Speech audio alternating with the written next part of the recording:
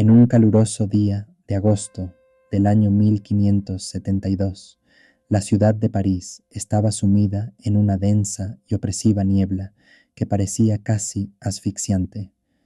El aire estaba cargado con una mezcla potente de olores desagradables, excremento podrido, el aroma a sudor de innumerables cuerpos y una fragancia embriagadora que provenía de los jardines del Louvre. Esta atmósfera pesada vibraba con una corriente subyacente de tensión apenas contenida, como si la misma ciudad sintiera la inminente agitación. Era un día destinado a quedar grabado en la historia, marcando una unión forjada a partir de una calamitosa mezcla de ambición, fe y traición. En los sagrados muros de la Catedral de Notre Dame, el latido de piedra de la Francia católica, dos figuras estaban a punto de unirse en matrimonio: Margarita de Valois, hermana del rey Carlos I, y Enrique de Borbón, un joven y carismático rey de Navarra. Esta boda, cuidadosamente orquestada por la reina madre Catalina de Médici, pretendía simbolizar una paz eterna, un puente dorado tendido sobre el sangriento abismo de más de una década de guerras religiosas. Sin embargo, desde la perspectiva de las masas parisinas, que observaban con una mezcla de desprecio y malicia, esta unión no parecía un símbolo de reconciliación, sino un acto de herejía, una abominación que traicionaba siglos de conflicto. La ceremonia en sí estaba plagada de contradicciones. El novio, un hereje conocido, esperaba afuera en la porche de la iglesia, mientras su novia católica escuchaba solemnemente desde el interior, aislada durante la ceremonia. Sonrisas cortesanas, cuidadosamente pintadas en rostros aristocráticos, enmascaraban una hostilidad subyacente, gestos amables que ocultaban odio frío e inquebrantable. Para los católicos, los hugonotes eran herejes rebeldes, profanadores de templos e iconos sagrados. Por su parte, los protestantes veían a los católicos como agentes de la tiranía de Roma, peones del opresor español, cuyos crímenes no conocían límites. Nadie aún había notado que este matrimonio, proclamado como un paso hacia la paz, desencadenaría una masacre posterior que mancharía la historia de Francia para siempre. Con el paso de los días, las campanas de boda serían reemplazadas por sombríos llamados al asesinato, y la cama de pétalos de rosa, extendida antes de la ceremonia, pronto sería empapada en sangre. La escena festiva daría paso a una noche de masacre, conocida en adelante como la Noche de San Bartolomé, un símbolo oscuro del fanatismo religioso y la traición política, una herida sangrante en el alma de Francia que latiría durante siglos. Entender cómo fue posible tal locura en el corazón de París en el verano de 1572 requiere profundizar en las raíces profundas de las fracturas que desgarraron a Francia. Décadas antes, el reino había sido la nación más poblada, próspera e influyente de Europa cristiana. Sin embargo, bajo su superficie brillante se cosían contradicciones fundamentales, listas para estallar violentamente en cualquier momento. Estos conflictos profundos se originaron a lo largo del Rin, en las tierras alemanas, provocados por las enseñanzas revolucionarias de Martín Lutero. Sin embargo, para Francia, la influencia decisiva provino de otra figura, su propio hijo, Jean Calvin. Calvin, originario de Picardía y formado como abogado, transformó las ideas reformistas en un sistema de pensamiento coherente e implacable que daría lugar a un nuevo movimiento religioso. Sus enseñanzas se convirtieron en el modelo del protestantismo, conocido en Francia como huguenotismo. A diferencia de los elaborados rituales de la espiritualidad católica, la doctrina de Calvin enfatizaba la austeridad, el rigor intelectual y la atención a la fe personal. Rechazaba la autoridad del Papa, la veneración de los santos y los sacramentos, todos considerados por él y sus seguidores como innovaciones no bíblicas. Desde su sede en Ginebra, una ciudad a menudo llamada la Roma protestante, Calvin dirigió la expansión de su fe por toda Europa, y sus doctrinas encontraron un terreno fértil en la población diversa y agitada de Francia. Su calvinismo promovía un estricto código moral, la idea de la predestinación divina y una actitud intransigente frente a la autoridad eclesiástica. Estas ideas serían las que encenderían las llamas de la guerra civil, creando una profunda división que partiría el reino en facciones, católicos y protestantes, cada una buscando imponerse con su visión de justicia divina y orden social. Predicaba la humildad, el trabajo diligente y la noción de predestinación divina, haciendo hincapié en que el destino de cada persona estaba en última instancia determinado por la voluntad divina. Al principio, los monarcas franceses, Francisco I y su hijo Enrique II, vieron esta nueva doctrina con cierto grado de tolerancia, considerándola más una curiosidad intelectual o una tendencia histórica que una amenaza seria. La consideraban un debate filosófico o teológico, más que un desafío a su autoridad. Sin embargo, a medida que las filas de protestantes aumentaban y se volvían más organizadas, la actitud de la corona cambió y empezó a crecer la preocupación. El incidente notorio de 1534, cuando panfletos y volantes protestantes fueron pegados por las calles de París e incluso en las puertas de los aposentos reales en Vauban, marcó el fin de la paciencia y la indulgencia. Este evento provocó la primera ola de represión, que condujo al establecimiento de la ardiente Cámara de la Inquisición, o la Chambre Ardente, encargada de perseguir a los herejes. Le siguieron quemas públicas y ejecuciones, con las llamas de las hogueras iluminando la noche.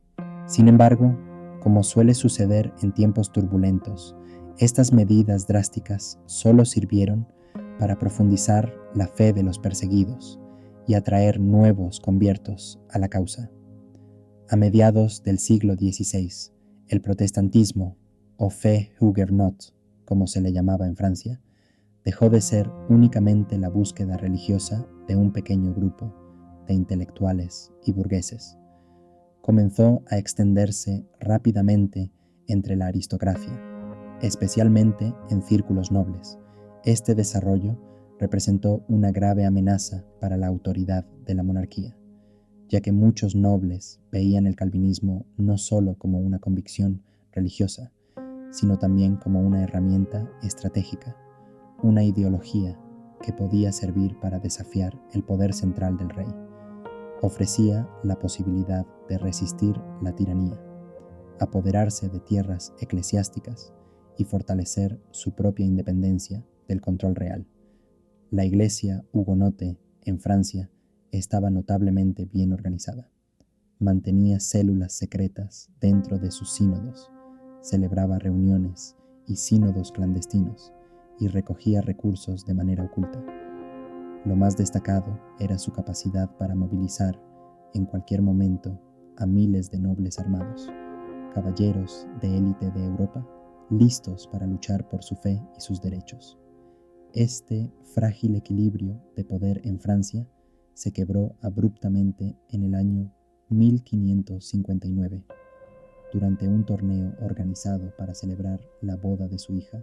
El rey Enrique II recibió una herida mortal. Fue alcanzado en el ojo por un fragmento de lanza.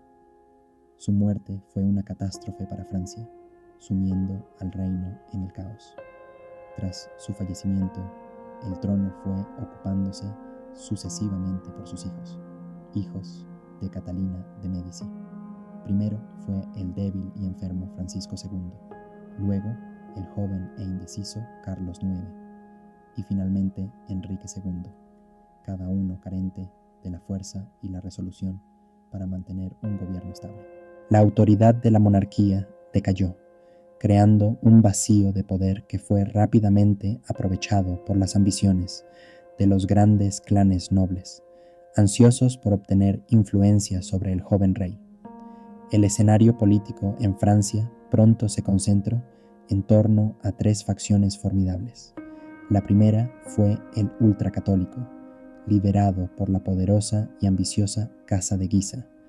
François de Guisa, un brillante líder militar conocido por haber reconquistado Calais de los ingleses, y su hermano, el cardenal Carlos, conocido como el Cardenal de Lorena, controlaban eficazmente el poder durante el reinado de Francisco II. Eran fervientes católicos, apoyados por España y el papado, y veían a los hugonotes como una amenaza mortal que solo podía eliminarse con hierro y fuego. La segunda agrupación era la facción calvinista, encabezada por representantes de dos de las familias más nobles de Francia. La primera fue la Casa de Borbón, parientes principescos de la dinastía Valois reinante, con Antoine de Borbón como líder, débil, indeciso y susceptible a la influencia. Sin embargo, su hermano menor, el príncipe Luis de Condé, era un líder dinámico y ambicioso, ansioso por expandir su influencia. La segunda familia influyente era la Casa de Montmorency-Châtillon, una línea noble que también tenía intereses en los cambios políticos y religiosos que atravesaban el reino. El jefe de esta línea, el venerable connétable Anton Montmorency, permaneció como un católico devoto durante toda su vida. Sin embargo, sus tres sobrinos, hermanos de la familia Châtillon, adoptaron la fe inquebrantable de los hugonotes, siendo el más destacado el almirante Gaspard de Coligny. Mientras tanto, una tercera fuerza, más moderada, operaba en Francia, representada por el partido centrista o político al que pertenecía la reina madre Catalina de Médici. Este bando político no buscaba que una religión triunfara sobre la otra, sino que tenía como objetivo mantener la paz en un país dividido. Entre sus principales metas estaban la conservación y estabilización del poder real. Catalina y su canciller, Michel de l'Hôpital, trataban de implementar una política de tolerancia religiosa, maniobrando hábilmente entre los dos campamentos hostiles que surgían dentro del reino. Sin embargo, en el año 1662, esa frágil paz se rompió dramáticamente. La violencia estalló cuando un contingente liderado por François Guisset atacó a los fieles de la congregación hugonote en la localidad de Vassy. La brutal masacre de Vassy desencadenó una ola de violencia que recorrió todo el reino, dando inicio a la primera de 8 devastadoras guerras de religión que azotarían a Francia durante más de 30 años. Estas guerras fueron terroríficas y caóticas, donde el fanatismo se mezclaba con ambiciones personales, y los enfrentamientos frecuentemente terminaban en asesinatos traicioneros. Durante este tumultuoso período, François Guisset fue asesinado por un noble hugonote y el príncipe Condé murió en la batalla de Jarnac. Francia cayó en el caos y el desorden. Después de cada conflicto, se negociaba otro tratado provisional, una tensa tregua que a menudo se rompía poco después. Por un momento, pareció que Francia tenía una verdadera oportunidad de estabilidad duradera tras la firma de la paz de Saint-Germain-en-Laye. Sin embargo, esa paz resultó ser solo una pausa antes de la tormenta más terrible hasta entonces. En el centro de esta agitación, en un escenario políticamente cargado, lleno de odio y traiciones, se encontraba una mujer cuyo nombre pronto se convirtió en sinónimo de astucia y traición. ¿Quién opacó la tragedia de la noche de San Bartolomé? Era Catalina de Médici. Pero, ¿quién era realmente ella? Una marioneta asesina que disfrutaba sumergiendo a París en la sangre de herejes, como sugieren las leyendas negras, alimentadas por panfletistas hugonotes, o una figura trágica que luchaba desesperadamente por salvar su corona y a sus hijos en medio de un reino colapsado, presa en su propia red de intrigas. Su vida estuvo marcada desde el principio por la tragedia y la lucha.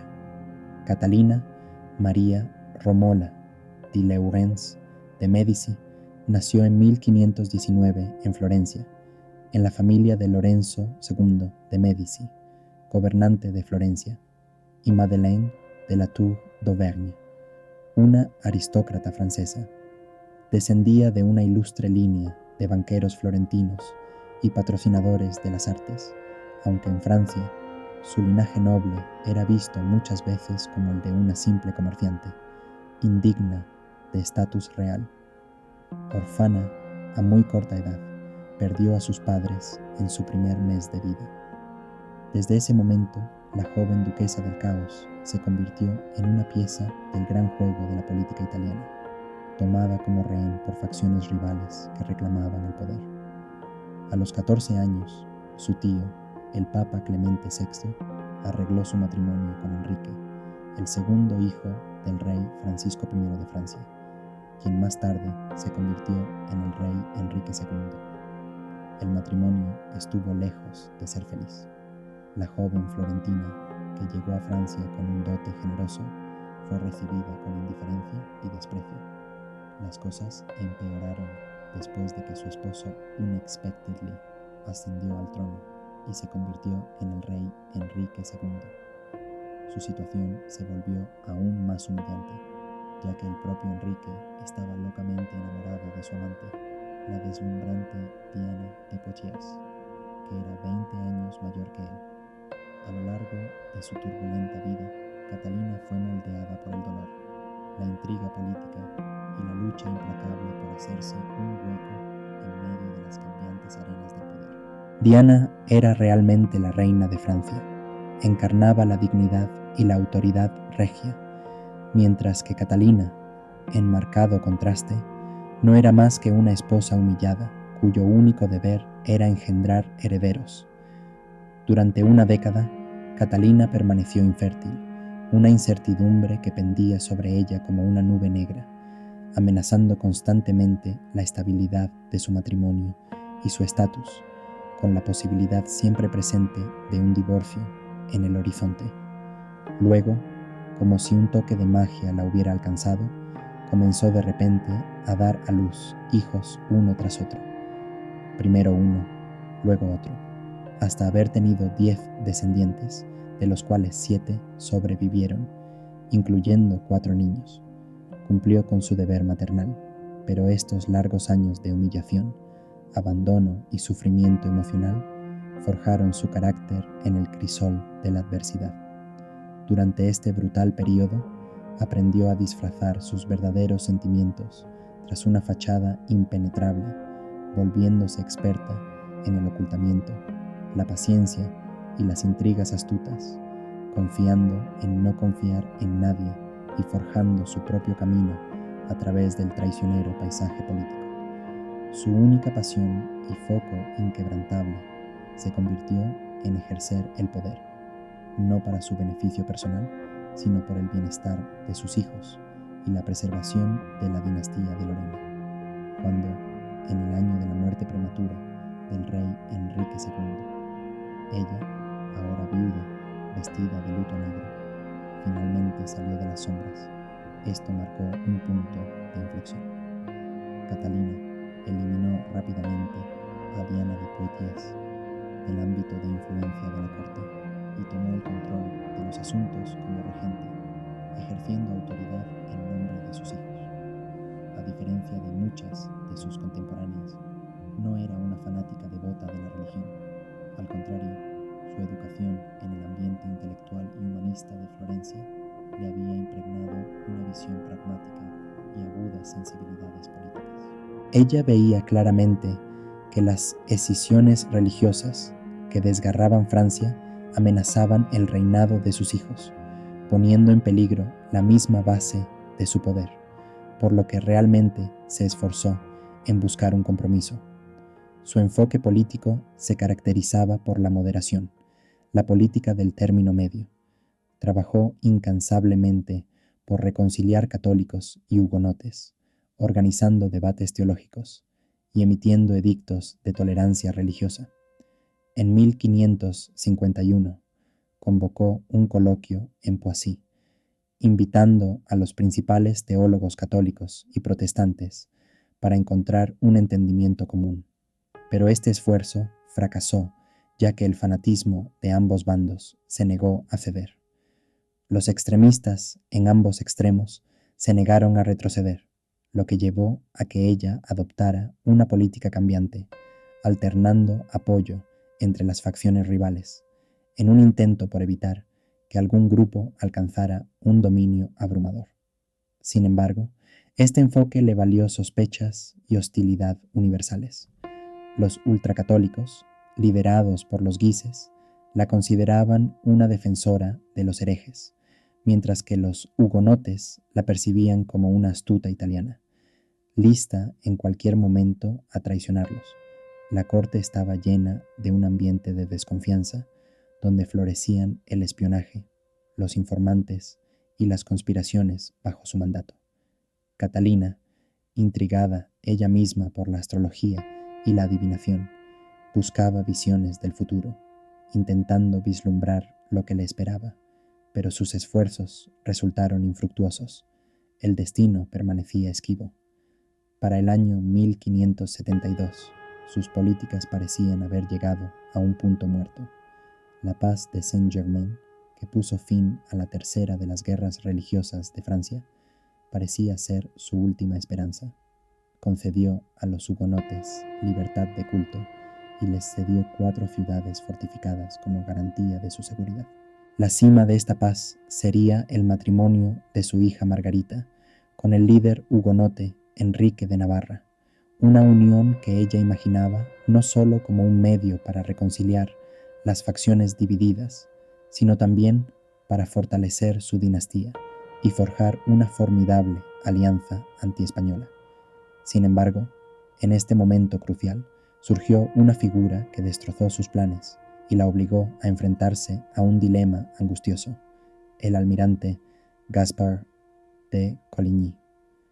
A primera vista, parecía que la paz de Saint-Germain en 1570 marcaba un respiro muy necesario para Francia. Un símbolo de este nuevo enfoque de gobierno y diplomacia fue nada menos que Coligny, quien justo el día anterior había sido considerado su formidable adversario, un insurrecto condenado a muerte. Ahora, inesperadamente, fue designado consejero principal del rey, su mentor, y casi como una figura paterna. El almirante Gaspard de Coligny, la señoría de Coligny, había ascendido desde las profundidades de la oposición para convertirse en la figura más influyente en la corte, encarnando un capítulo controvertido pero prometedor en la turbulenta historia de Francia. Su regreso a la corte real y la influencia notable que ejerció sobre el joven rey Carlos IX se convirtieron en los catalizadores cruciales que pusieron en marcha los acontecimientos que llevaron a la infame masacre de la noche de San Bartolomé. Calinche personificaba la nobleza de la aristocracia Guignot, un hombre descendiente de una de las familias nobles más ilustres y antiguas de Francia. Su carrera militar empezó con gran promesa, habiendo destacado como un valiente guerrero y un comandante talentoso en las guerras italianas. Tenía los títulos de gobernador de Picardía y almirante de Francia, aunque este último era principalmente honorario y no implicaba un mando naval real. A diferencia de muchos de sus pares nobles que habían adoptado el calvinismo por conveniencia política, Calinche había llegado a su fe por convicción personal profunda. Su conversión fue sincera e irrevocable, convirtiéndolo en una figura ampliamente considerada como la conciencia de la Reforma, un hombre conocido por su moral estricta, profunda convicción religiosa y resolución firme. Tras la muerte del príncipe Condé en 1659, Calinche se convirtió en el líder indiscutido de la facción Guignot. una asamblea de devotos dedicados a su causa religiosa y política. Aunque frecuentemente sufría derrotas militares, nunca admitió derrota en la lucha en general. Cada revés solo fortalecía su determinación y demostró ser capaz de reunir a sus seguidores y continuar la pelea.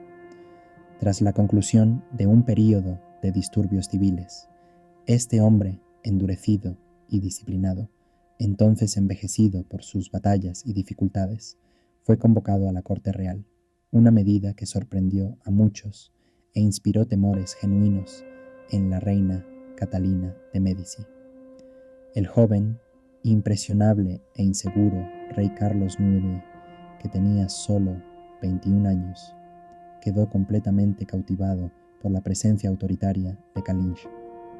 Habiendo crecido en medio de las intrigas envenenadas de la corte y bajo la sombra de la dominancia de su formidable madre, Carlos vio en el almirante un ideal de masculinidad y honor que tanto le faltaba.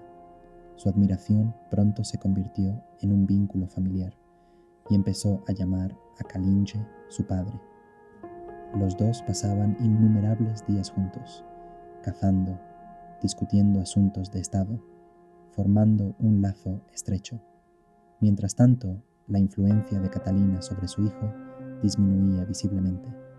Después de 13 años ejerciendo poder sobre Francia, de repente encontró que su posición se ve cada vez más menguada a medida que Carlos se sumergía en la compañía del almirante. Mientras tanto, Calinche albergaba un plan audaz y atrevido, uno que empezó a susurrar sutilmente al joven rey, un plan diseñado no solo para acabar con la lucha religiosa, sino también para elevar el estatus de Francia entre las naciones. Su convicción era que la única manera de unificar las facciones divididas, católicos y hugonotes, era canalizar su energía y espíritu marcial contra un enemigo externo común. Identificó a España, gobernada por el rey Felipe II, como el mayor adversario de Francia, un símbolo militantemente fanático del catolicismo en toda Europa. En ese mismo momento, en los Países Bajos, entonces bajo control español, había surgido una revuelta protestante contra la dominación española. El duque Alba, gobernador español, estaba aplastando implacablemente la rebelión, derramando sangre por toda la tierra.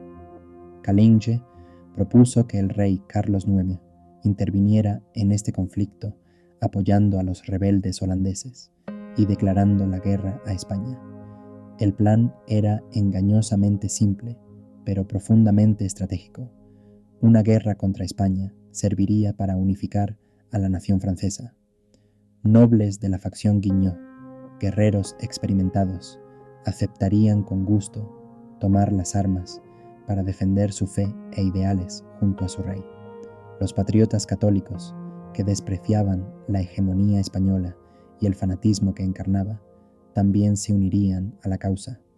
La victoria en tal guerra prometía ampliar el territorio de Francia y elevar su reputación a niveles sin precedentes. Sin embargo, para Catalina de Médici, este plan parecía completamente insano.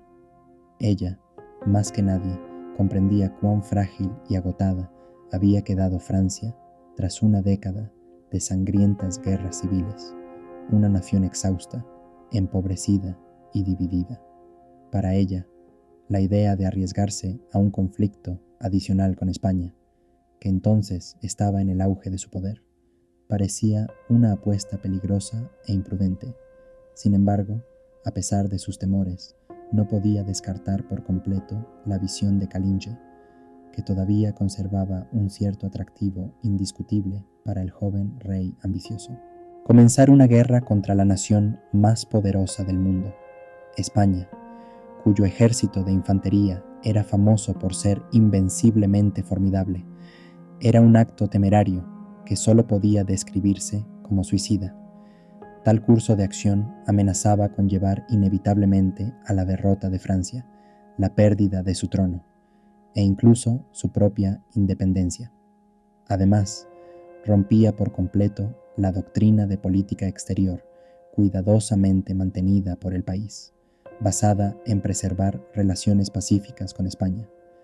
A pesar de los intentos de la reina madre por razonar con su hijo, él, cegado por la influencia del cardenal Caligné, se negó a escuchar o atender sus advertencias. Se dice que le ordenó dejarlo en paz durante al menos 2 meses, ya que necesitaba tiempo para pensar. Las tensiones en la corte real alcanzaron un punto límite durante ese periodo, con hostilidad latente justo debajo de la superficie. La reina Catalina percibía claramente que su almirante guiaba a su hijo y, a través de él, conducía a todo el reino hacia el desastre. Mientras tanto, la facción ultracatólica, liderada por Henri de Guise, hijo del asesinado François de Guise, anhelaba venganza. Henri de Guise acusaba abiertamente a Caligné de estar detrás del asesinato de su padre, buscando simplemente un pretexto para ajustar cuentas personales. Al mismo tiempo, el embajador español, don Diego de Zuneiga, tejía intrigas complejas, animando a la facción católica a tomar medidas decisivas, informando al propio rey que Caligné había ascendido al trono de Francia. El ambiente a su alrededor se volvía cada vez más tenso, denso de sospechas y hostilidad. En medio de este clima turbulento, la boda de Margarita de Valois con Enrique de Navarra, una unión destinada a simbolizar paz y unidad, se convertía en un campo de batalla de intereses rivales y ambiciones enfrentadas. Todos los actores clave de este drama político estaban reunidos en la misma ciudad, en el mismo lugar, impulsados por sus propios objetivos. Sin que ellos lo supieran, todos se dirigían hacia un enfrentamiento sangriento que cambiaría todo. La boda, celebrada el 18 de agosto, marcó el comienzo de una semana llena de celebraciones grandiosas, opulentas banquetes y fiestas espectaculares, cada una más costosa y elaborada que la anterior. Catarina de Médici, conocida por su amor por lo espectacular y lo grandioso, buscaba superar sus logros previos, convirtiendo el evento en un deslumbrante despliegue de riqueza y poder. Se esperaba que París fuera testigo del triunfo de la paz y de la autoridad de la Casa Real de Valois. Sin embargo, bajo el brillo del oro y la seda, entre el estruendo de la música y los fuegos artificiales retumbantes, se escondía una hostilidad y un resentimiento crecientes que amenazaban con estallar en cualquier momento. La ciudad, en aquel entonces, parecía una colmena perturbada, llena de miles de nobles de diversas regiones del reino, cada uno acompañado de su corte, comportándose de manera ruidosa y provocativa, como conquistadores que regresan a casa victoriosos.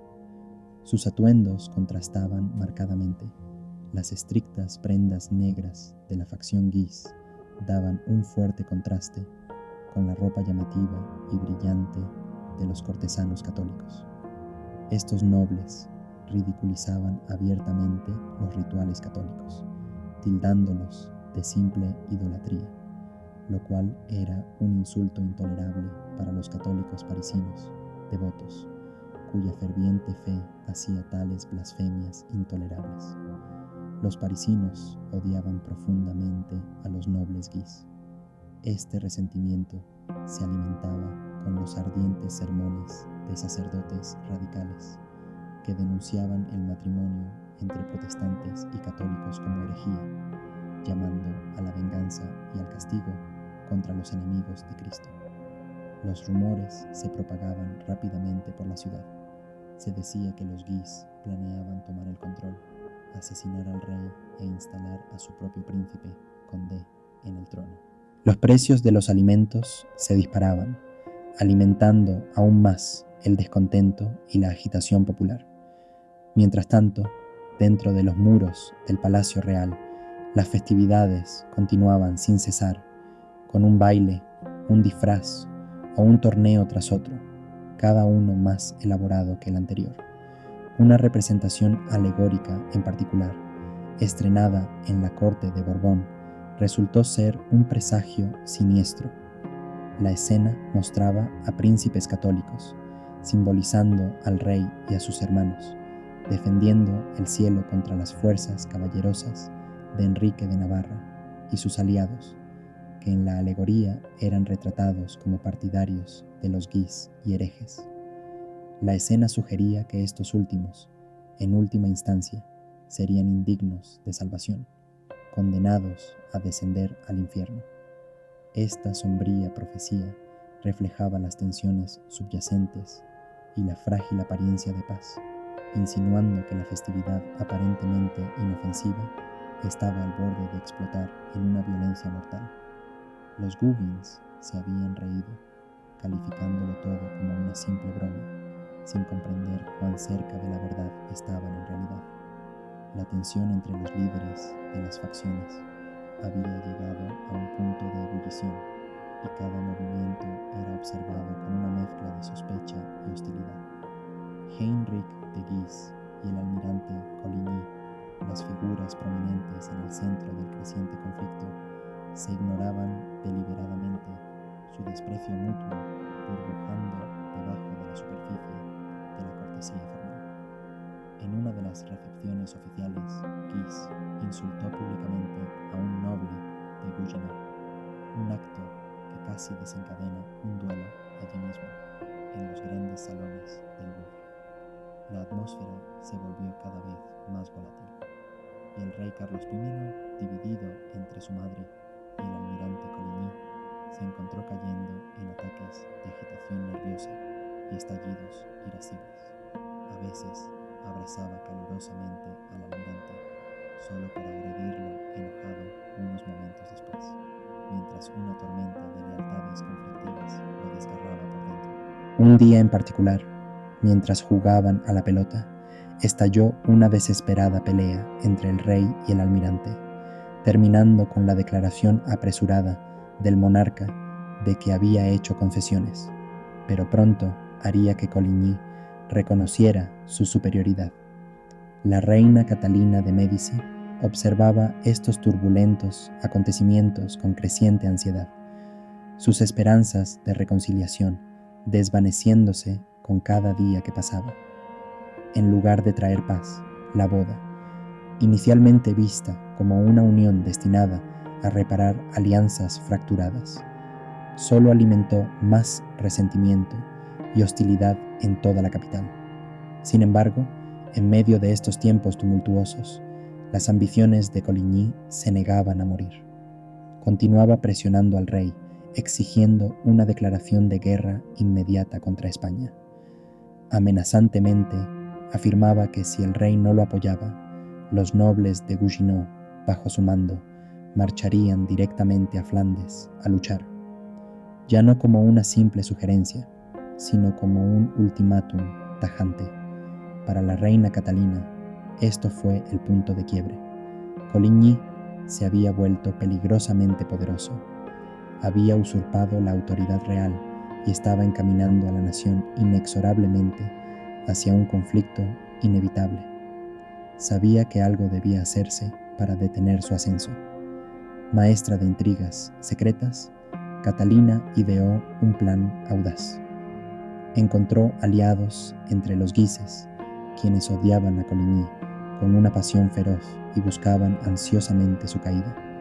Quizás en secreto, obtuvo la aprobación de su segundo hijo, Enrique de Angulema, un joven lleno de ambición y brutalidad, un partidario entusiasta y despiadado de su causa y un ardiente enemigo del almirante. La conspiración fue cuidadosamente tejida, solo quedaba esperar el momento adecuado. Ese momento llegó un viernes, 22 de agosto del año 1572. Era 4 días después de la boda real, un día lleno de tensión. Aquella mañana el Consejo Real se reunió en los grandes salones del Louvre. Coligny, siempre persistente, presionó al rey para una acción decisiva contra España, con palabras agudas y determinadas. Tras el cierre del Consejo, aproximadamente a las 11 horas, el almirante partió a pie desde el Louvre hacia su residencia en la Rue Bethisy. Lo acompañaba una pequeña escolta de unos 12 nobles, con los rostros tensos y alertas. Llevaba consigo una nota, leyendo mientras avanzaba, con los ojos brillando con propósito. Al pasar junto a una de las casas pertenecientes a un confidente de los Guises, situada en su ruta, un disparo repentino rompió el silencio.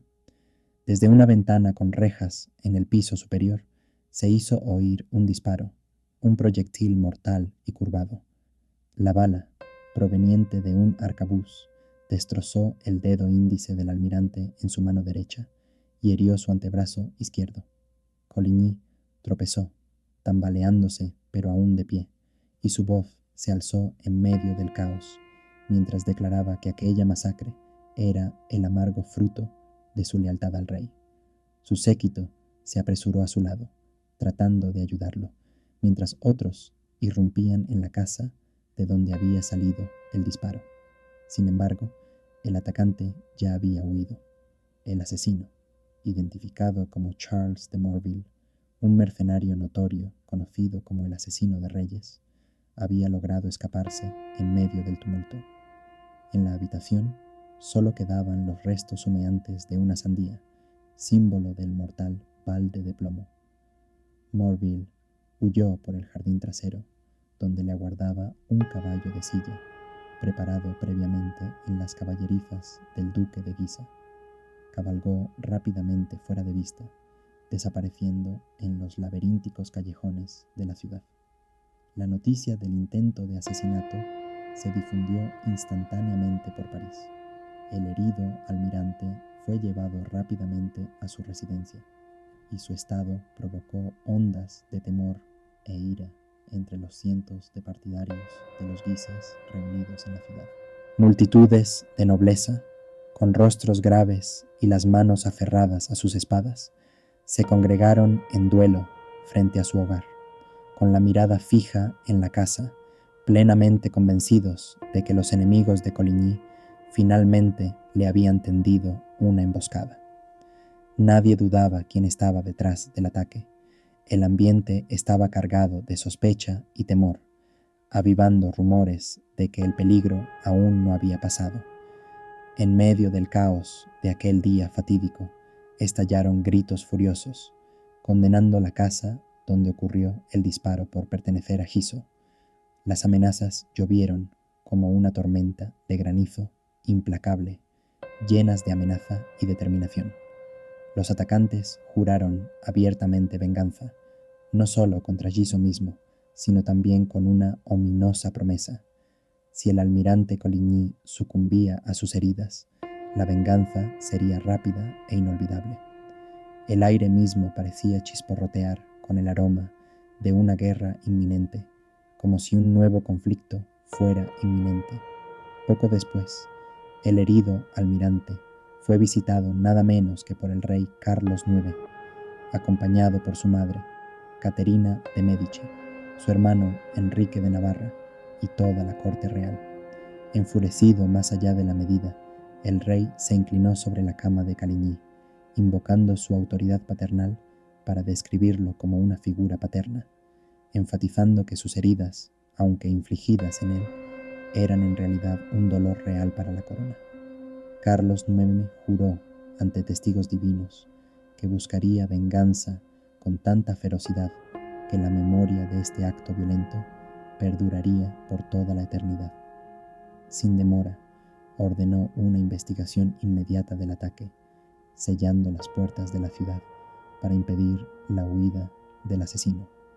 Para garantizar la seguridad de la residencia, incluso asignó un destacamento de sus guardias personales para custodiar la casa de Coligny, supuestamente para protegerla de cualquier otro ataque.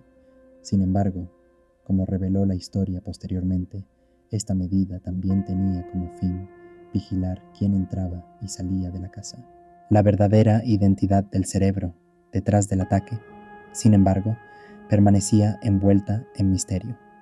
Muchos, incluida la reina de Navarra y numerosos historiadores, señalaban a los Guises que tenían tanto motivo, debido a conflictos familiares y políticos, como oportunidad, ya que la casa y el caballo estaban en su posesión. Sin embargo, la pregunta seguía en el aire. ¿Actuaron en solitario o había algo más detrás de esta conspiración? Voces contemporáneas y estudiosos posteriores creían en general que Catalina de Médici era la verdadera organizadora de todo. Para ella, matar a Caligny serviría a múltiples propósitos estratégicos simultáneamente: eliminar a un rival político peligroso, desviar su odiada guerra contra España y, quizás de manera más astuta, encender una rivalidad mortal entre las facciones opuestas de hugonotes y guises. Tal conflicto debilitaría sus fuerzas mutuamente, permitiendo que la corona permaneciera por encima del enfrentamiento. Algunos historiadores también sugieren la participación del duque d'Anjou, añadiendo otra capa a esta compleja intriga. Otra teoría apunta a una pista española: el rey Felipe II de España, quien consideraba a Caligny su principal enemigo, podría haber sido el responsable de orquestar el asalto. Sin embargo, fuera cual fuera el origen del plan, este fracasó. Caligny sobrevivió, pero este fracaso resultó catastrófico. Lejos de resolver las tensiones, el intento de asesinato solo intensificó la crisis. La ira desenfrenada entre los hugonotes, impulsada por el deseo de justicia rápida, exigió acción por parte del rey. Amenazaron: a menos que los guises fueran castigados, tomarían la ley en sus propias manos. En este peligroso juego de ajedrez político, los conspiradores, ya fuera Catalina, los guises o ambos, se encontraron en una trampa inevitable. Su delito estaba a punto de salir a la luz. En medio del pánico creciente y frente a la inminente represalia, recurrieron a un paso imprudente que convirtió el fallido intento de asesinato político en una de las mayores tragedias de la historia. Era la tarde del sábado 23 de agosto y París ahogaba en un calor sofocante y en un creciente temor. Dentro de las cámaras de la reina madre en el Louvre prevalecía una atmósfera cargada de pánico. La investigación, fervientemente exigida por el rey, se acercaba, amenazando con desenmascarar a los conspiradores. Los hugonotes reunidos en París estaban furiosos. Sus líderes, incluido Teligny y La Rochefoucauld, expresaban abiertamente sus intenciones. Circulaban rumores de que unos 400 nobles hugonotes habían jurado venganza contra los guises, incluso si eso significaba asaltar el propio Louvre. La reina Catalina de Médici, el rey Enrique de Navarra y sus consejeros más cercanos, lo que entonces se llamaba el Consejo, sabían que su tiempo se agotaba rápidamente. Entendieron que las paredes que rodeaban sus planes estaban derrumbándose y el caos era inminente. Según los planes, se requería una acción inmediata. No podía haber retraso. Fue durante esa noche crucial, en un consejo secreto celebrado en las opulentas paredes del Palacio de las Tullerías, que se tomó una decisión fatídica y drástica. Los historiadores continúan debatiendo los detalles precisos de esa noche, pero la narrativa general sigue siendo clara. El esquema original probablemente era limitado en alcance.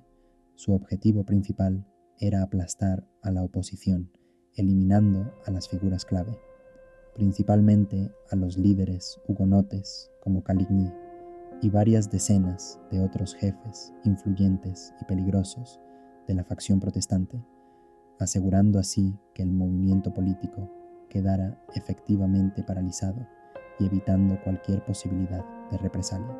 Tal medida, aunque brutal, fue considerada dentro de los límites de la conveniencia política de la época, reflejando las duras realidades de las luchas por el poder en tiempos turbulentos. Sin embargo, a medida que el miedo y el pánico crecían entre los participantes, lo que comenzó como un complot calculado empezó a transformarse en algo mucho más monstruoso. Rumores sugieren que figuras como Henri de Guise, o quizás el despiadado duque de Anjou, propusieron extender la masacre más allá de los líderes designados. En lugar de limitar su golpe a las alturas, contemplaban desatar la violencia sobre todos los hugonotes reunidos en París, una ciudad efectivamente atrapada, vulnerable y expuesta. Había un dicho cínico de la época que decía que los muertos no muerden, destinado a justificar una idea diabólica: borrar a toda la dirección protestante en un solo golpe rápido y decisivo, mientras todos estaban reunidos en un solo lugar. La tentación de realizar un golpe tan devastador y total era indudablemente potente. Sin embargo, llevar a cabo tal plan requería la aprobación explícita del rey.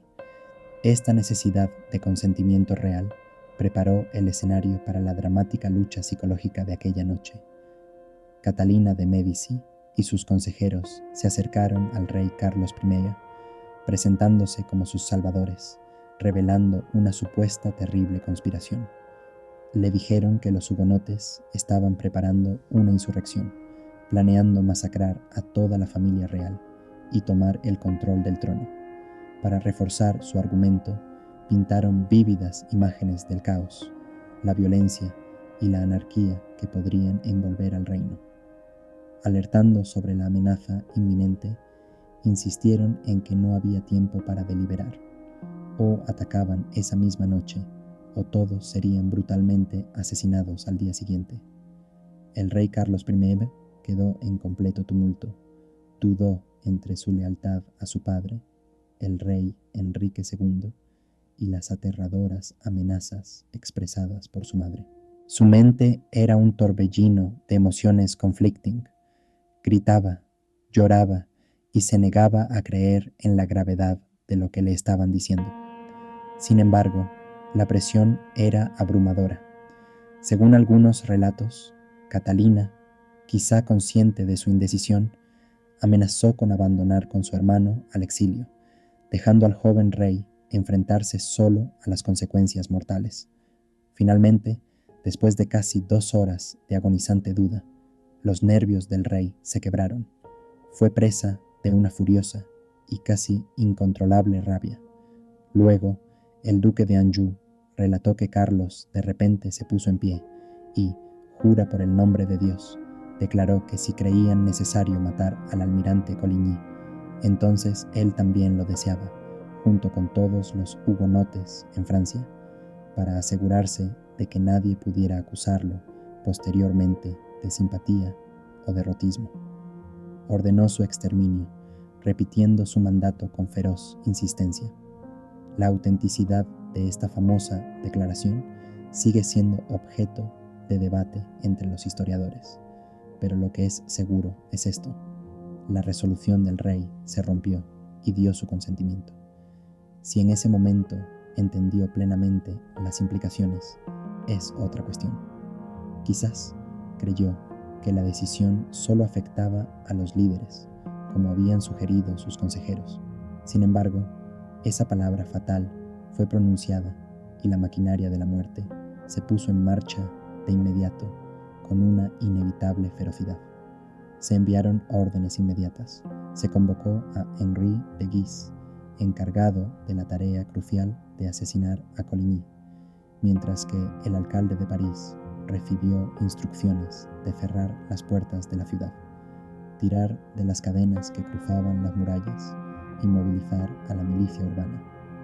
Los capitanes militares y los líderes de la milicia fueron instruidos para reunir a sus hombres, esperando la señal para comenzar. Las marcas distintivas de los asesinos serían cruces blancas en sus sombreros y brazaletes blancos, que servirían como señales silenciosas para identificar a los autores del crimen.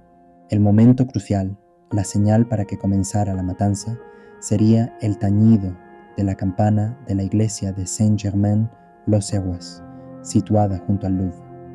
El ominoso resonar de esa campana marcaría el inicio de una masacre que dejaría una marca imborrable en la historia de Francia, un evento nacido del temor, la manipulación y las devastadoras consecuencias de la resolución rota de un gobernante.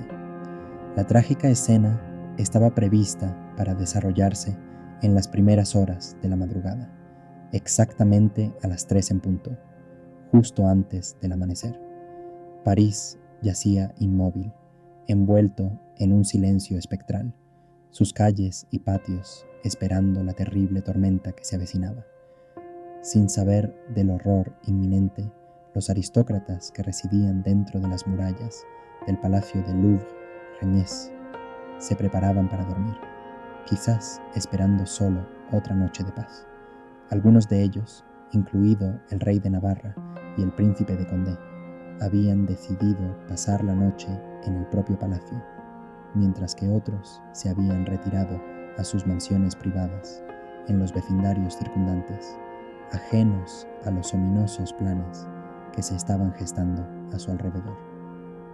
Entre las figuras claves aquella noche fatídica se encontraba Ambroise Paré, un renombrado cirujano y hugonote de fe, que servía como médico personal del rey.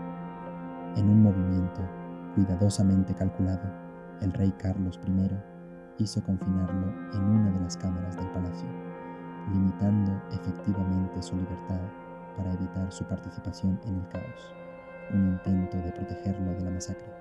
Sin embargo, para otros miles, aquella noche estaba destinada a convertirse en su última noche. La ciudad, envuelta en una quietud engañosa, enmascaraba la violencia y destrucción que acechaban justo debajo de la superficie. Era un silencio que servía de calma antes de la tormenta, una tranquilidad falsa antes de la carnicería. Alrededor de las 3 de la madrugada del 24 de agosto, en la fiesta de San Bartolomé, esa frágil paz se rompió de forma abrupta. Un profundo y ensordecedor golpe de la campana de la iglesia de Saint-Germain-l'Auxerrois resonó por París, un sonido que normalmente señalaba el inicio de las oraciones matutinas para los devotos. Pero esa noche, esa familiar campanada se transformó en una señal ominosa, advirtiendo de una masacre inminente. La masacre estalló en un brutal y coordinado ataque, siendo el primer objetivo el almirante Coligny, un destacado líder hugonote. Un grupo de hombres, liderados en persona por Enrique de Guise, se acercó a su residencia en la calle Béthysy, mientras Guise y otros nobles aguardaban en el patio. Un grupo de mercenarios, bajo el mando de un mercenario checo llamado Bem, asaltó la casa. Los mercenarios rápidamente sometieron al grupo relativamente pequeño de guardias. Con facilidad, Bem y sus hombres entraron en la habitación del almirante, aunque Coligny ya había sido herido anteriormente y estaba consciente del peligro. Enfrentó a sus atacantes con calma y dignidad. Llamó a Bem, instándole a mostrar respeto por su edad y fragilidad. Sin embargo, la misericordia escaseaba esa noche. Bem hundió su espada en el pecho de Coligny, causándole una herida mortal, mientras los demás lo remataban con cuchillos. Tras la violenta ejecución, y por orden de Guise, el cuerpo de Coligny fue arrojado por la ventana al patio de abajo. Guise se acercó al cadáver, se limpió despectivamente la sangre de la cara para confirmar su identidad, y luego pateó el cuerpo en señal de desprecio. Declaró que la matanza había comenzado bien y que debían continuar.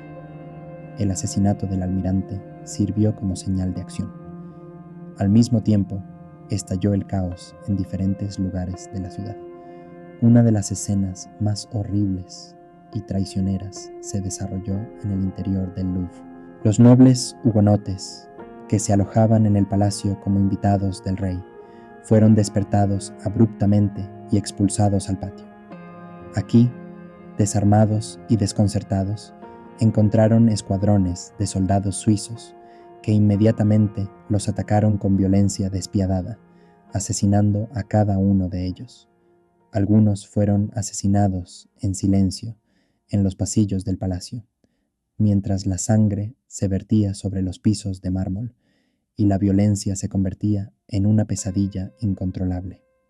Entre los que cayeron en la masacre estaban el futuro rey Enrique I de Navarra y el joven duque de Condé. Aunque lograron sobrevivir al embate inicial, sus vidas estaban amenazadas y se vieron obligados a convertirse al catolicismo bajo coacción, renunciando a su fe para escapar de la muerte. La reina Margarita de Valois, con solo unos años, recordó más tarde las noches angustiosas en sus memorias. No tenía conocimiento previo de la conspiración y se despertó entre gritos y caos que llenaban el palacio. Recordó ver a un noble hugonote herido corriendo hacia su chambre, perseguido por 4 guardias reales. Se apresuró a protegerlo y solo gracias a la intervención del capitán de la guardia, tanto ella como el noble lograron salvarse de la muerte inmediata. Desde el gran palacio del Louvre, la masacre se extendió a las calles de París. Las tropas del duque de Anjou, Guise y otros nobles católicos, junto con las milicias armadas de la ciudad y multitudes enloquecidas, irrumpieron en la ciudad siguiendo listas preestablecidas, buscando a sus vecinos hugonotes.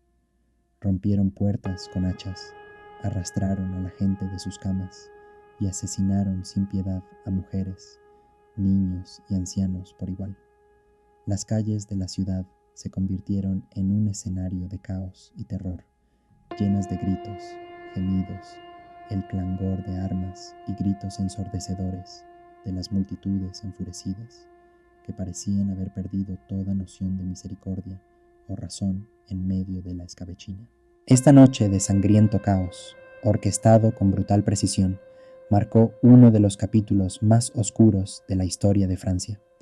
Fue una noche en la que la confianza se rompió y el miedo se transformó en un caos que marcaría París para siempre. La ciudad se sumió en la oscuridad al extinguirse las linternas, dejando las calles cubiertas por sombras.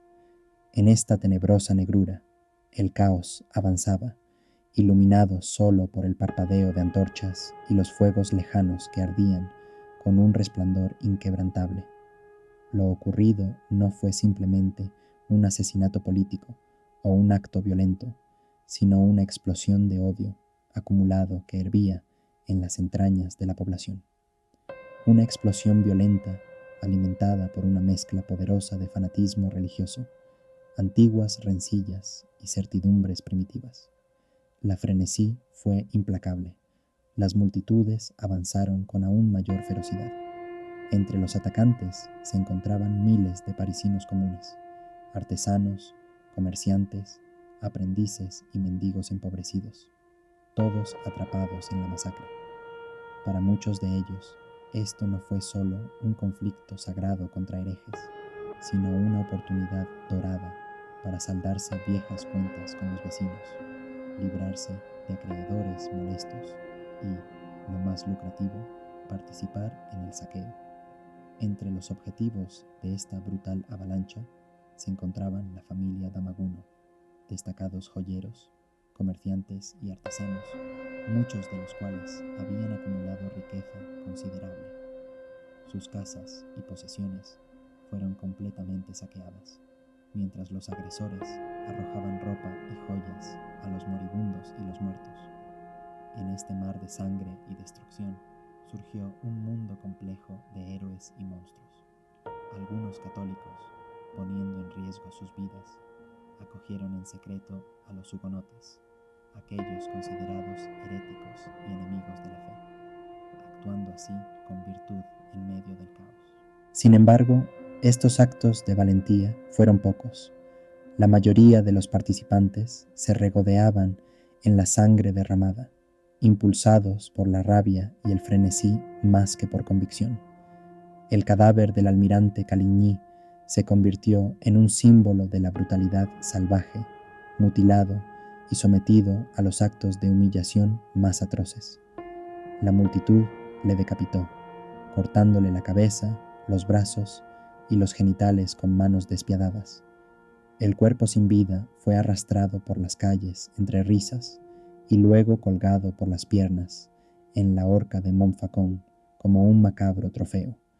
Su cabeza fue posteriormente conservada y enviada como un grotesco premio de guerra a Roma, símbolo macabro de la violencia infligida. La masacre continuó durante toda la noche y hasta el día siguiente. Las calles estaban bloqueadas por cuerpos caídos y la sangre brotaba a través de las cloacas abiertas, tiñendo profundamente la ciudad. Según testigos oculares, las calles parecían ríos de carmesí, sembrados de cadáveres que flotaban río abajo, llevados por la corriente de la marea ensangrentada. La cifra exacta de víctimas en París sigue siendo incierta. Las estimaciones varían desde unas pocas decenas hasta 5.000 víctimas. En apenas unos días, casi toda la nobleza hugonote fue masacrada, dejando con vida solo a unos pocos príncipes de sangre, mientras el liderazgo protestante quedó diezmado y desmoralizado. El verdadero horror apenas comenzaba a desplegarse. Desde París, esta ola de sangre se extendió rápidamente por toda Francia. La noticia de la masacre viajó con asombrosa velocidad, llevada por correos reales que cabalgaron rápidamente a cada rincón del reino, portando cartas oficiales del rey Carlos I. El contenido de estos mensajes reales variaba a lo largo del tiempo. Al principio, el rey expresaba tristeza y arrepentimiento, describiendo las muertes como un trágico repunte de violencia causado por la enemistad de larga data entre las familias Guisa y Chatillon, y asegurando a sus súbditos su pesar. Sin embargo, a medida que pasaban los días y se hacía evidente que la magnitud de la violencia ya no podía ser oculta, el rey asumió la responsabilidad de los hechos. En su discurso ante el Parlamento de París el 26 de agosto, declaró que su orden de ejecución de los hugonotes tenía como finalidad prevenir una terrible conspiración contra su reino y su familia. Así, la masacre fue enmarcada no como un acto de fanatismo religioso, sino como una medida necesaria de autodefensa del Estado. Tal aprobación oficial de las muertes sirvió efectivamente como una indulgencia, sancionando mayor violencia y permitiendo que las turbas fanáticas y los bandidos pudieran desatar sus rampantes desmanes sin control en las provincias. En todo el país estallaron ondas de pogromos, fenómeno que los historiadores han llamado la fiebre de la Semana Santa. Sin embargo, el carácter y la escala de estas masacres variaron notablemente de ciudad en ciudad. La violencia rara vez era una operación coordinada centralmente. En algunos lugares, la violencia de la muchedumbre estalló de manera espontánea, provocada por informes desde París que se propagaron como reguero de pólvora. En otros sitios, líderes locales ultracatólicos o gobernadores provinciales incitaron activamente a las masacres, aprovechando las tensiones existentes y el celo religioso para avivar las llamas del caos. En ciertas ciudades, las autoridades locales, tanto católicas como líderes moderados hugonotes, lograron impedir el estallido de una masacre masiva, demostrando que, bajo determinadas circunstancias, la moderación y la negociación aún podían dar frutos incluso en tiempos turbulentos. Sin embargo, las pogromos más brutales y devastadores tuvieron lugar en regiones con grandes poblaciones protestantes y una larga historia de conflictos religiosos. Por ejemplo, la masacre en Orleans comenzó el 26 de agosto y se prolongó durante varios días, durante los cuales más de 1.000 hugonotes perdieron la vida. Estas matanzas estaban a menudo acompañadas de saqueos y violencia generalizada, convirtiendo las calles en escenas de caos y barbarie. En Lyon, un importante centro comercial y financiero, la masacre fue particularmente despiadada. Comenzó el 31 de agosto, con los hugonotes inicialmente arrestados y encarcelados. Sin embargo, bajo la influencia de monjes y muchedumbres, incitadas por extremistas religiosos, los presos pronto fueron asaltados y asesinados en masa. Los cuerpos de las víctimas fueron arrojados a los ríos Ródano y Saona, la sangre de los muertos tiñendo las aguas y sorprendiendo a todos los que presenciaron la carnicería. Se estima que la cifra de muertos en Lyon oscila entre aproximadamente 800 y quizás hasta 1800 vidas perdidas. En la capital de Normandía, Rouen, se produjeron atrocidades similares a mediados de septiembre, siguiendo un patrón observado en otros lugares. Los arrestos precedieron a la sangre, que se cobró varias centenas de vidas. La sangre se derramó en muchas otras localidades: Burdeos, Toulouse, Motrou y numerosas municipalidades menores, donde las escenas violentas recordaban los horrores de París, marcadas por asesinatos, saqueos y profanación de cadáveres. El proceso de las masacres fue notablemente consistente en diferentes lugares.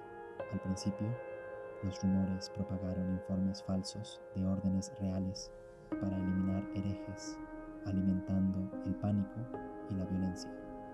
Posteriormente, milicias locales o muchedumbres, a menudo encabezadas por zealots católicos, comenzaron a cazar hugonotes, resultando en asesinatos brutales.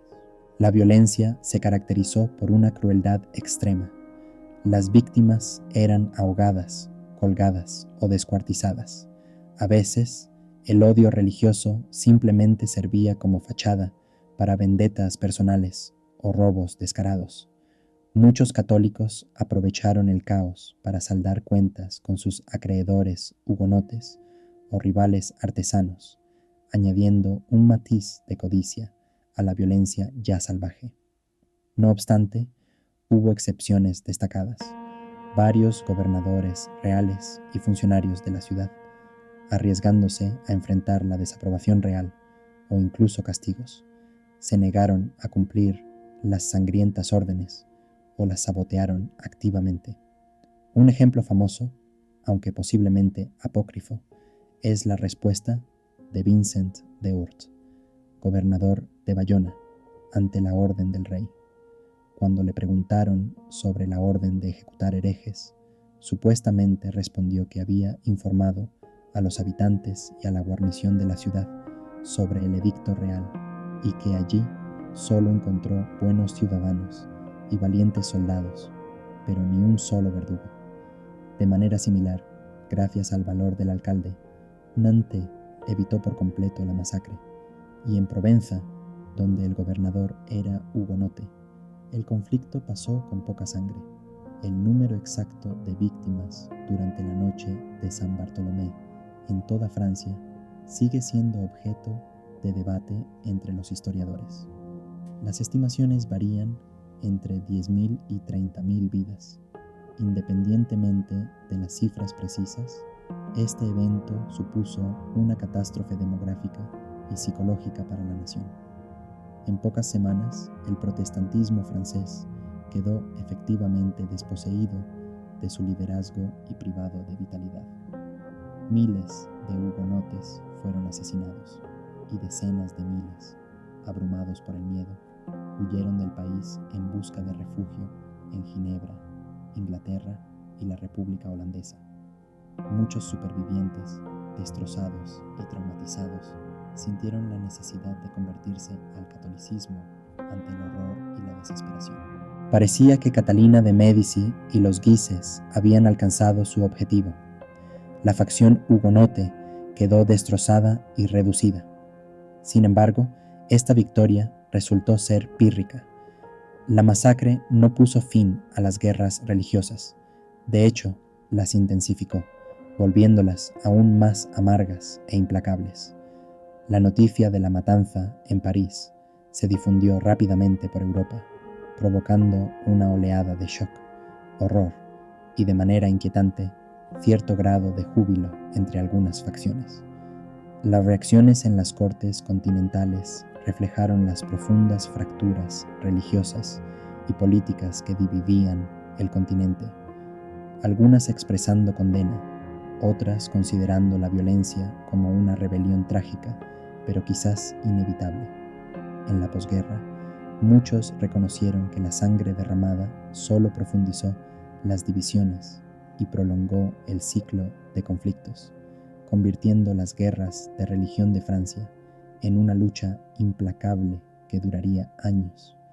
La noticia de la masacre en las filas católicas fue recibida con entusiasmo y alegría abrumadores.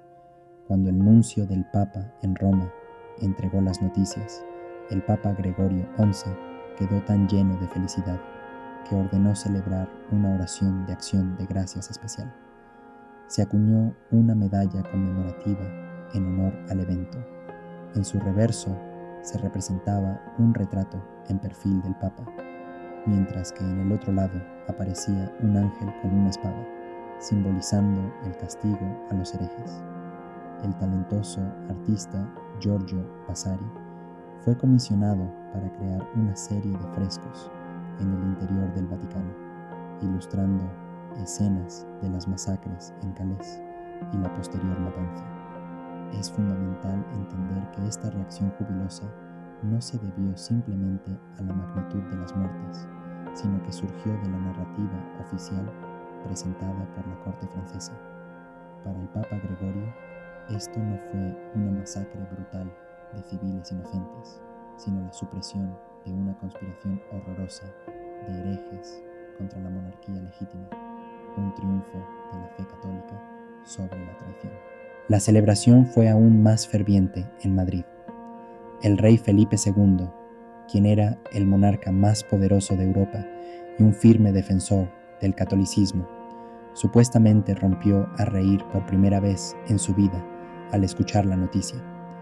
Según informes del enviado francés, el rey consideraba la muerte del almirante Coligny y la destrucción del partido Guisard como la mayor victoria, un favor divino que destruyó los planes de una invasión francesa en los Países Bajos y eliminó la principal amenaza a su imperio. Expresó sus felicitaciones al rey Carlos IX y a la reina Catalina de Medici, describiendo sus acciones como una hazaña grandiosa que glorificó a Dios y benefició a toda la cristiandad. Mientras tanto, las reacciones en los países protestantes fueron sorprendentemente diferentes. La noticia desde París provocó una ola de horror, furia y lamentos. Miles de refugiados protestantes, huyendo de la violencia y la sangre derramada, llevaban historias escalofriantes de su calvario, narrando pesadillas de muerte y caos. En Ginebra, bastión del calvinismo, se declaró un día de duelo nacional y ayuno. El destacado teólogo Teodoro de Bez, sucesor de Juan Calvino, escribió panfletos incendiarios denunciando la crueldad y la tiranía del gobernante francés. En Inglaterra, la reina Isabel Príncipe y su corte estaban profundamente conmocionadas y perturbadas. Cuando llegó el embajador francés, Lomé Fenelon, para presentar la versión oficial de los hechos, fue recibido con un silencio gélido por parte de los cortesanos congregados. La propia reina, maestra en maniobras políticas, condenó públicamente la masacre, aunque se abstuvo de cortar relaciones diplomáticas con Francia, reconociendo que mantener vínculos diplomáticos era un contrapeso necesario frente al poder de España. A pesar de esto, estallaron protestas en toda Inglaterra, con manifestaciones antifrancesas y anticatólicas que se extendieron por todo el país. En el Imperio Romano Germánico, el emperador Maximiliano II, conocido por sus ideas moderadas y yerno del rey Enrique IV, quedó horrorizado por las acciones de su suegro. En una carta privada, expresó vergüenza e incredulidad ante que el emperador pudiera haber autorizado un acto tan escandaloso, lamentando que esto fuera una mancha en su reputación. Fue en medio de esta atmósfera de horror generalizado, indignación y condena moral que nació la infame leyenda de Catalina de Medici. En cientos de panfletos, poemas y grabados que circulaban por toda Europa protestante, ella era retratada como una figura diabólica, una encarnación del mal, una traicionera mujer italiana, una estudiosa de Maquiavelo, una asesina y la principal arquitecta de la matanza. Las acusaciones iban desde tildarla de envenenadora hasta como la mentaliza de toda la masacre.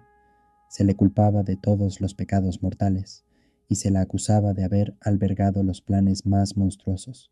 Aunque esta leyenda fue en gran medida exagerada y a menudo injusta, se arraigó profundamente en la memoria popular y moldeó de manera significativa su imagen histórica para las generaciones venideras. La masacre también tuvo profundas repercusiones ideológicas, alimentando conflictos en curso y dando forma a las percepciones de los enemigos políticos y religiosos en toda Europa. Ella dio un golpe devastador a la misma idea del derecho divino como base de la autoridad real en Francia.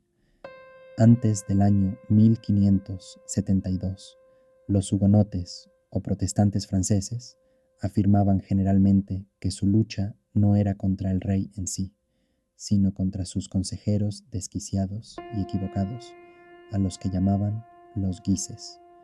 Sostenían que su conflicto tenía sus raíces en la defensa de la verdadera fe y la justicia, en lugar de desafiar la soberanía real. Sin embargo, esta ficción cómoda se destrozó cuando el rey asumió personalmente la responsabilidad del asesinato de sus súbditos, exponiendo así la fragilidad de la legitimidad divina del monarca. Como consecuencia, surgió entre los pensadores protestantes una doctrina política radical que cuestionaba la monarquía absoluta misma, conocida como la teoría del tyrannicide o monarchomasia. Esta idea revolucionaria ganó terreno entre ciertos escritores como François Hotman y Philippe Duplessis-Mornay. En sus folletos argumentaban convincentemente que la autoridad real no era un don divino innato e incuestionable, sino un contrato social entre el gobernante y el pueblo. Cuando un monarca viola esta confianza o se convierte en un tirano, los gobernados poseen tanto el derecho como el deber moral de resistir y, si es necesario, de derrocarlo. Estos principios revolucionarios, nacidos en medio de las llamas de la noche de San Bartolomé, continuarían influyendo profundamente en las futuras revueltas en Europa, inspirando grandes revoluciones en Inglaterra, América y culminando finalmente en la Revolución Francesa. La masacre en las calles de París, por lo tanto, sembró inadvertidamente la semilla de estos futuros levantamientos, aunque sus arquitectos apenas podían prever unas consecuencias de tal alcance. La masacre de la noche de San Bartolomé no trajo paz, todo lo contrario, marcó el comienzo de una era más oscura, feroz y prolongada de guerras religiosas. Los hugonotes sobrevivientes, consumidos por el terror y la amargura, llegaron a un punto en el que creían que no les quedaba nada por perder. Su lucha, que en un principio era puramente religiosa, se transformó en una lucha desesperada por la supervivencia. En cuestión de meses, estalló la cuarta de las series de guerras religiosas, iniciada en pueblos y ciudades del sur y oeste de Francia. Lugares como La Rochelle y Montpellier, asentamientos que se negaron a capitular y se convirtieron en bastiones fortificados de resistencia contra los ejércitos reales. Para las figuras principales involucradas en esta trágica drama, la venganza fue rápida e inevitable. El rey Carlos IX, atormentado por la violencia, nunca pudo recuperarse completamente del trauma psicológico causado por la masacre. Pesadillas lo atormentaban y a menudo veía ríos de sangre y los gritos de hombres moribundos en su mente. Su salud, ya frágil, se deterioró rápidamente y murió en 1574, a la tierna edad de 23 años, víctima de tuberculosis. Su muerte dejó a su hermano, Enrique de Anjou, como heredero de un reino plagado de caos. Enrique II, el antiguo duque de Anjou, y uno de los principales responsables de la carnicería, llegó al poder en una nación desgarrada por la llamada Guerra de los Tres Enrique, es decir, Enrique II, Enrique de Angoulême, a veces llamado el Duque de Angoulême, y Enrique de Navarra. Su mandato estuvo marcado por luchas violentas entre facciones y represalias brutales hasta que, finalmente, su vida fue truncada por un monje fanático. Enrique de Angoulême, ampliamente considerado como el principal ejecutor de la noche de San Bartolomé, también fue asesinado por el mismo Enrique II en un sorprendente acto de violencia política. Mientras tanto, Catalina de Medici, la influyente reina madre, falleció en 1589, justo meses antes de presenciar la trágica desaparición de su amado hijo menor, un resultado que hacía mucho temía. La obra de su vida, el frágil intento de equilibrar las facciones religiosas, parecía desmoronarse en sus últimos días. La ironía retorcida de la historia radica en que, en definitiva, la corona de Francia fue heredada por la misma persona que había sido objetivo de la infame masacre. Tras la muerte del sin hijos Enrique II, el único heredero legítimo al trono fue Enrique de Navarra, líder de los hugonotes. Para ascender al trono y tratar de unificar el reino fragmentado, se convirtió públicamente al catolicismo, supuestamente declarando, en una famosa pero probablemente apócrifa frase, que París vale una misa. Gobernando como Enrique I de Navarra, emitió el Edicto de Nantes en 1598, concediendo a los hugonotes libertad religiosa y derechos civiles, intentando así traer paz y estabilidad a un país desgarrado por décadas de violencia religiosa. Este decreto, en muchos aspectos, encarnaba la política de tolerancia religiosa que Catalina de Medici había aspirado fervientemente conseguir durante muchos años. Sin embargo, tomó un devastador período de 26 años sangrientos, marcados por guerras implacables y conflictos brutales, para que Francia finalmente alcanzara el punto en que estas esperanzas pudieron materializarse. La noche de San Bartolomé, un episodio horrible y trágico en la historia de Francia, dejó una cicatriz imborrable en la memoria colectiva de la nación. Se convirtió en un sombrío símbolo de cómo la fe religiosa podía distorsionarse en una ideología peligrosa de odio, y cómo la conveniencia política a menudo empujaba a comunidades enteras hacia la violencia masiva y la masacre. Este oscuro evento demostró vívidamente lo fácilmente que una multitud, incitada por el miedo, las mentiras y la manipulación, puede transformarse en una bestia salvaje e incontrolable, una fuerza destructiva imparable. Además, la noche de violencia planteó preguntas profundas y perturbadoras que siguen resonando a lo largo del tiempo. ¿Dónde está la frontera entre la fe genuina y el fanatismo destructivo? ¿Qué responsabilidad moral tienen los que están en el poder cuando permiten la sangre derramada entre su propio pueblo? ¿Y es posible forjar una paz duradera sobre una base manchada de traición y restos de masacre? Los acontecimientos del 24 de agosto de 1572 no son simplemente una entrada en un libro de historia, son una advertencia eterna, una advertencia sobre la fragilidad de la civilización y la oscuridad que acecha en el alma humana, un abismo que puede ser despertado con una sola llamada a la violencia. El campanilleo de las campanas que llaman al asesinato en nombre de Dios es un recordatorio escalofriante de que tales llamadas pueden resonar en cada uno de nosotros. Gracias por dedicar tu tiempo a explorar esta tragedia oscura y didáctica de la historia europea. Si este viaje en el tiempo ha despertado tu interés, considera seguir el canal para mantenerse informado sobre futuras historias, largas y detalladas, y seguir descubriendo los momentos y puntos de inflexión esenciales de la historia. Tu atención y participación son el mayor apoyo para nuestro proyecto.